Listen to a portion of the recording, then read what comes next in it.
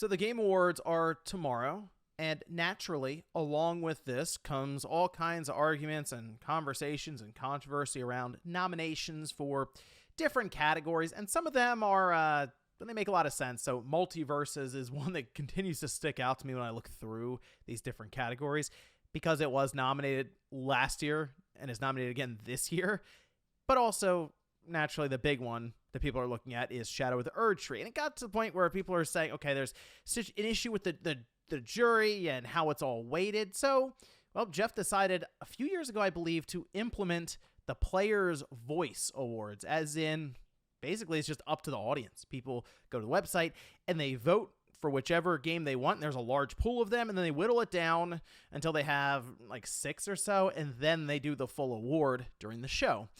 Well, this went live, and it kind of backfired on all of us, and we'll go over that here today. So if you guys enjoyed this video, make sure to hit that like button, subscribe if you're new.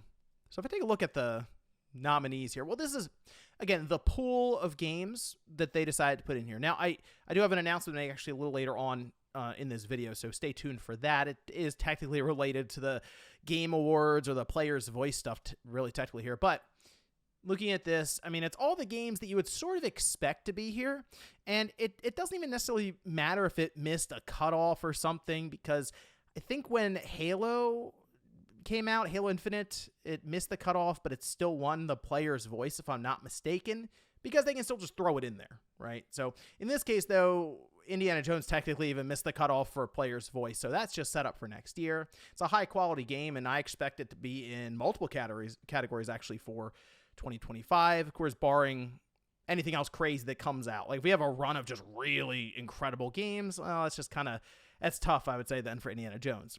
But looking up and down the list here, for the most part, it's what you expect.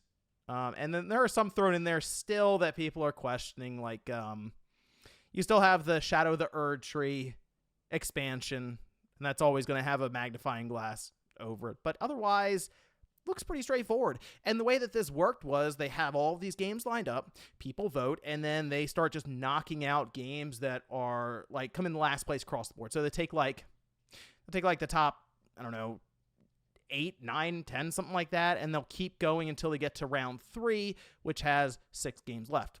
So when I looked at this list, I said, well, okay, this is where I think we start seeing some of the games that missed out on Game of the Year.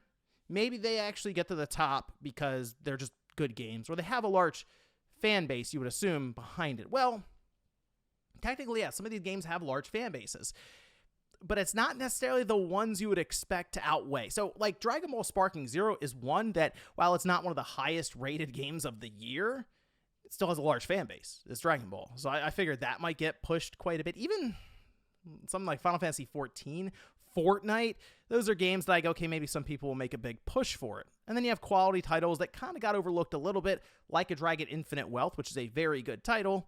Maybe. Well, we started to see some some quality games, I'll say, kind of fall off. And then we got to the Player's Voice.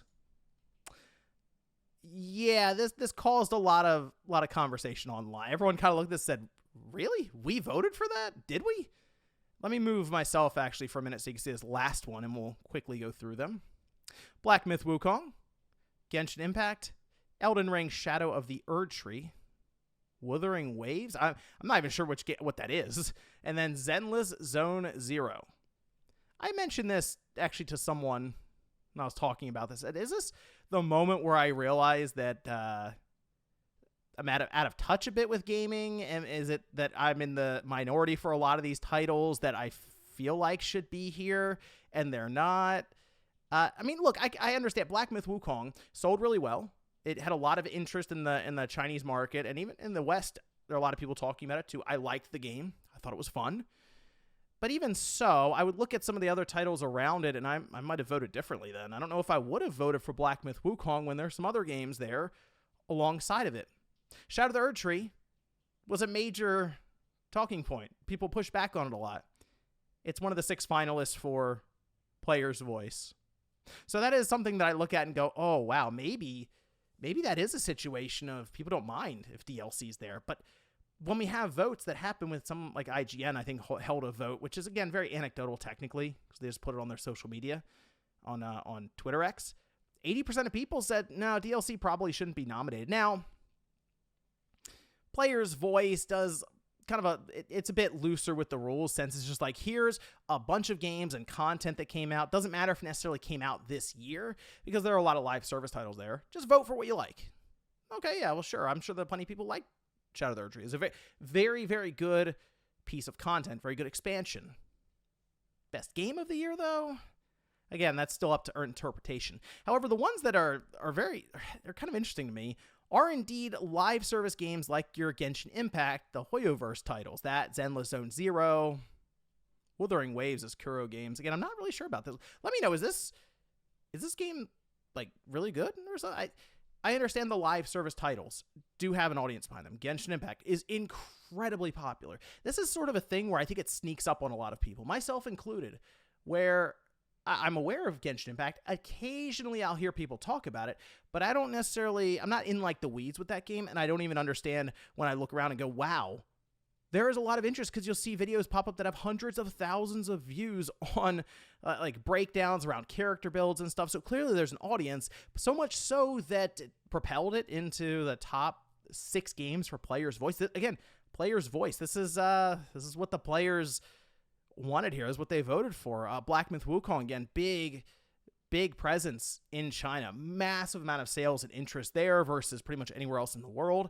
And here it is towards the top. So it's interesting, I guess, the way that some of these votes went for the top 5 games. Sorry, but it's interesting the way that they've kind of had this pan out, and it's certainly not the list that I would have had. And I don't know. Let me know in the comments down below how you feel about the Player's Voice in the round 3, because out of all the games that we saw here, those are the 5 we came up with.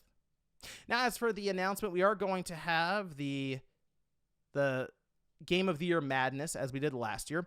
I was basically waiting until we got further into December, when a lot of the major releases had hit, along with something like Indiana Jones, which I'm glad I waited, because the game is high quality. It did score high enough, I believe, to be in the bracket at this point. Although there are a lot of games in that mid, like 80s territory that I think will end up being the floor for Game of the Year madness. What I do is I go through the scores, starting from the top, work my way down, and I have like a cutoff when it comes to reviews. I think this year I have to make it has to have had 40 reviews or something like that. I'll have to see.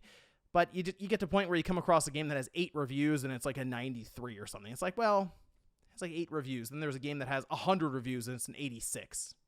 So I had to work that out last year. I think I have a pretty good grasp on it for this year. So there will be a whole bracket set up here pretty soon, and we'll go through and have some fun seeing how these games work out through what's kind of like, it's Game of the Year Madness, kind of like a March Madness sort of bracket. We get to the end and see which game won. Last year, The Legend of Zelda Tears of the Kingdom did win. It came down to that versus Baldur's Gate, and Zelda took it. So I'm curious this year what ends up winning, because there is just almost a scatter shot of different games that I believe could win it. So it'll be interesting just to see, and I think it'll come out a bit better than Player's Voice at the Game Awards. But hey, we'll find out which game wins it tomorrow. I know, edge of your seat, I'm sure. And you know what's funny? It might come down to Genshin Impact versus Zenless Zone Zero, 2 incredibly popular titles, 2 Hoyoverse games. Or maybe Black Myth Wukong takes it, or maybe Shadow of the Erdtree wins and everyone just looks around confused and is like, well, that truly did backfire, because even when it comes to players voicing their opinion, Shadow of the Erdtree DLC still won. But let me know what you guys think about this one down below in the comments. Thank you so much for watching, and keep an eye out for Game of the Year Madness. It's going to be a lot of fun. I'll see you next time.